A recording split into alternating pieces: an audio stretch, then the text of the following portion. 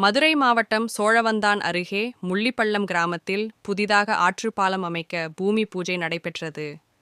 சோழவந்தான் சட்டமன்ற உறுப்பினர் வெங்கடேசன் எம்எல்ஏ பூமி பூஜையை தொடங்கி வைத்தார். முள்ளிப்பள்ளம் நிலையூர் கால்வாயில் இறங்கி ஆபத்தான முறையில் சென்று வந்தனர். இதனால் நிலையூர் கால்வாயில் ஆற்றுப்பாலம் கட்டித் தர வேண்டும் என அரசுக்கு பலமுறை கோரிக்கை விடுத்திருந்தனர். பூமி பூஜை நடைபெற்றது.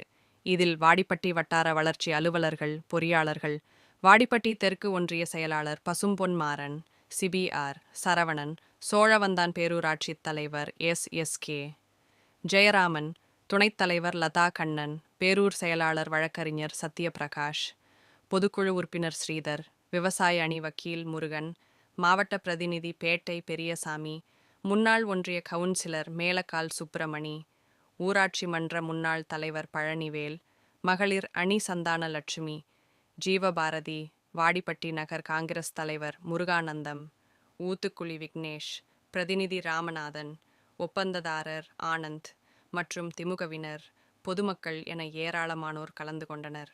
முன்னதாக நிகழ்ச்சிக்கு வருகை தந்த அனைவரையும் ஊராட்சி மன்ற முன்னாள் துணைத் தலைவர் கேபிள் ராஜா வரவேற்றார்.